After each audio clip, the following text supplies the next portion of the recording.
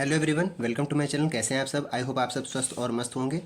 तो फ्रेंड्स, आज की जो हमारी वीडियो का टॉपिक है वो है विद्युत वाहक बल और विभवांतर में अंतर। ये आपके क्लास 12 में फिजिक्स के बहुत ही इंपॉर्टेंट टॉपिक है कि विद्युत वाहक बल और विभवांतर में आप अंतर बताइए। आपके पेपर में बहुत बार पूछा जा चुका है, ठीक है। और इसी तरह से डिफरेंस पूछा जा सकता है आपसे कि विद्युत वाहक बल और विभवांतर क्या है, दोनों को अलग अलग समझाइए, ठीक है। तो कैसे आप उसका अंतर बताएंगे, आज इस वीडियो में हम लोग डिस्कस करते हैं, ठीक है। सबसे पहले आप ये समझ लीजिए कि विद्युत वाहक बल और विभवांतर दोनों चीज़ें अलग अलग हैं। विद्युत वाहक बल क्या होता है? इस शब्द का उपयोग विद्युत स्रोतों जैसे सेल, बैटरी, डायनमो, जनरेटर आदि के लिए किया जाता है। जो विद्युत वाहक बल हमारा होता है उसका यूज़ हम लोग कहाँ कहाँ कैसे कहाँ उस शब्द का हम लोग यूज़ कैसे करते हैं? कहीं सेल में, बैटरी, डायनमो या जनरेटर आदि में करते हैं। विभवांतर क्या होता है? इस शब्द का उपयोग विद्युत परिपथ के किन्हीं दो बिंदुओं के मध्य विभव के अंतरों को प्रकट करने के लिए किया जाता है। कहने का मतलब क्या है कि विभवांतर क्या होता है? इस शब्द, ये जो विभवांतर हमारा इस शब्द है, इसका उपयोग हम लोग विद्युत परिपथ के किन्हीं दो बिंदुओं के मध्य विभव के अंतर को स्पष्ट कर विभव के अंतरों को प्रकट करने के लिए करते हैं, ठीक है। तो ये तो विद्युत वाहक बल और विभवांतर की सबसे बेसिक सी डिफिनेशन हो गई। आप कैसे पहचानेंगे कि विद्युत वाहक बल और विद्युत विभवांतर हम कैसे फाइंड करेंगे, इसके बारे में हम छोटे से एक डायग्राम से समझ सकते हैं, ठीक है। एक डायग्राम हम छोटा सा बनाते हैं। जैसे यहाँ पर देखिए, एक हमने बनाया है वो सेल, ठीक है। एक हम सेल बनाते हैं। सेल में आप क्या जानते हैं? सेल में क्या होता है? दो हमारे विभव लगे होते हैं, दो हमारे इलेक्ट्रोड लगे होते हैं, ठीक है। कौन कौन से इलेक्ट्रोड लगे होते हैं? एक लगा होता है पॉजिटिव, ठीक है, और एक लगा होता है निगेटिव। ध्यान समझिएगा, सब कुछ समझ में आ जाएगा, बहुत ही आसान सा है, ठीक है। ये हमारा मान लेते हैं निगेटिव है और ये हमारा पॉजिटिव है, ठीक है। ये हमारा पॉजिटिव है। तो सबसे पहले सेल में क्या होता है? इसमें क्या भरा होता है? इलेक्ट्रोड भरा रहता है। इलेक्ट्रोड यानी कि वाटर भरा रहता है, जल सा, ठीक है, जिसमें हमारा इलेक्ट्रॉन प्रवाह हो सके, इसी के थ्रू हमारे जाते हैं। ये मान लेते हैं थोड़ा सा जल भरा हुआ है, ठीक है, इलेक्ट्रोड वाटर। यहाँ पर ये हमारा पॉजिटिव है और ये हमारा निगेटिव है, जिसको आप लोग एनोड और कैथोड कहते हैं, ठीक है। इस तरह से आप समझ सकते हैं। इसके बाद आप जानते हैं, अगर पॉजिटिव से हम ये एक बैटरी जोड़ दें इसके साथ में, ठीक है, एक हम अपना वोल्टेज जोड़ देते हैं साथ में, मतलब बैटरी या सेल कुछ भी जोड़ देते हैं, तो वो जाके वापस किससे जोड़ देंगे? इस माइनस वाले से जोड़ देंगे। तो अब हमारे यहाँ पर क्या होगा? आप जानते हैं कि पॉजिटिव से हमारे आयन चलते हैं, पॉजिटिव से हमारे इलेक्ट्रॉन चलते हैं और किसकी तरफ जाते हैं? नेगेटिव की तरफ जाते हैं। तो ये हमारे से यहाँ से हमारे इलेक्ट्रॉन चलने लगे। अब यहाँ से इलेक्ट्रॉन चलने लगे, ठीक है, तो ये बैटरी के थ्रू जाएंगे और इससे होते हुए वापस इसके पास आ जाएंगे। यहाँ से हमारा क्या होगा? इलेक्ट्रॉन जनरेट हो जाएंगे। यहाँ से हमारा एक आवेश जनरेट हो जाएगा, उसी को हम लोग इलेक्ट्रॉन कहते हैं, ठीक है। तो वो प्लस हो या माइनस होता है, इसी तरह से काम चलता रहता है। तो जो सेल में ये हमारा जो वर्क हो रहा है, इसी को हम लोग क्या कहते हैं? विद्युत वाहक बल कहते हैं। इसी प्रक्रिया को पूरी विद्युत वाहक बल कहते हैं। विद्युत वाहक बल का मतलब क्या होता है कि जो हमारा ऐसी जनरेट करा दे, प्रोड्यूस, मतलब ऐसी कोई इसी अपने पूरे सिस्टम को हम लोग विद्युत वाहक बल के नाम से जानते हैं, ठीक है। विद्युत वाहक बल का कहाँ कहाँ उपयोग किया जा सकता है? आप कर सकते हैं सेल में, कर सकते हैं बैटरी में, डायनमो, जनरेटर आदि में किया जा सकता है विद्युत वाहक बल का।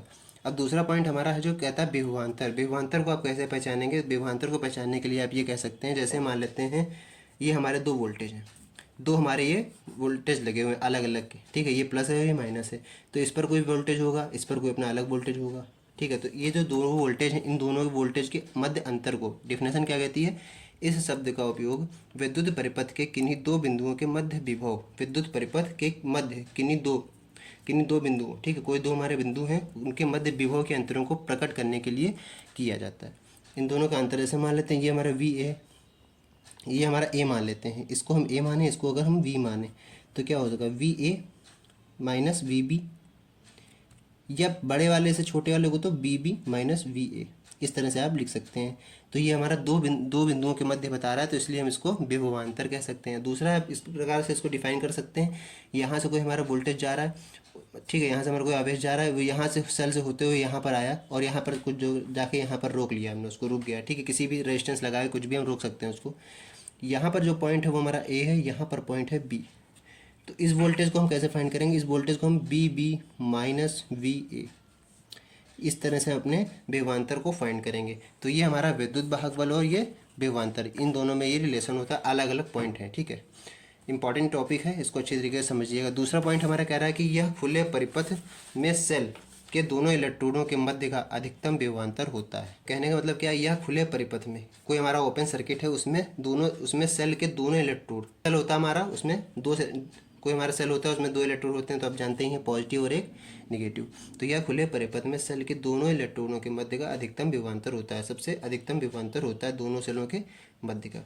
उसके बाद यहाँ पर कह रहा है कि यह विद्युत परिपथ के किन्हीं दो बिंदुओं के विभवों का अंतर मात्र होता है। अभी ऊपर जैसा कि मैंने आपको बताया इस डायग्राम के थ्रू कि केवल इसका क्या काम होता है कि इसका क्या काम होता है कि दो बिंदुओं के मध्य विभवों का अंतर निकालना, बस और कुछ नहीं। विभवांतर को हम लोग इसी नाम से जानते हैं, ठीक है। तीसरा पॉइंट कह रहा है कि विद्युत परिपथ भंग होने पर भी इसका अस्तित्व रहता है।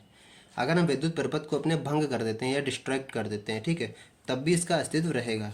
विद्युत वाहक बल है तब भी उसका अस्तित्व रहेगा, कहीं ना कहीं अपना जनरेट होता रहेगा।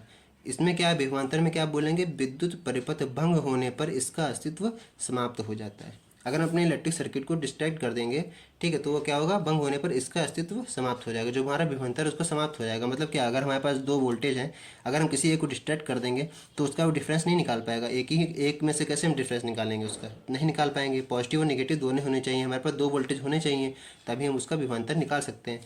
तो ये उसका अस्तित्व समाप्त हो जाता है, ठीक। अगला लास्ट और सबसे इंपॉर्टेंट टॉपिक है कि विद्युत वाहक बल में आप क्या बताएंगे, यह विद्युत परिपथ के किन्हीं दो बिंदुओं के मध्य विभवांतर से बड़ा होता है।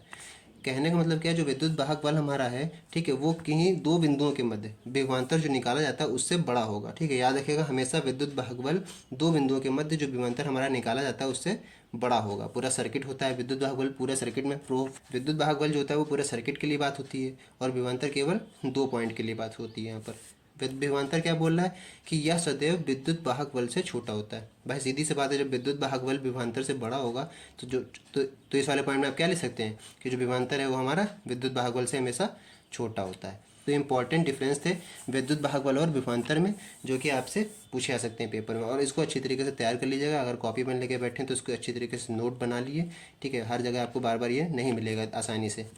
ये मेरे हैंड रिटन नोट्स हैं, इसी तरह से आपको टॉपिक वाइज सारे नोट्स मिलते रहेंगे। चैनल पर नए हैं तो चैनल को सब्सक्राइब कर लीजिएगा, ताकि आपको इस तरह की आगे और आने वाली नई वीडियो सबसे पहले मिल सके। तो फ्रेंड्स बस आज की वीडियो में इतना ही, मिलते हैं नेक्स्ट वीडियो में, तब तक के लिए जय हिंद।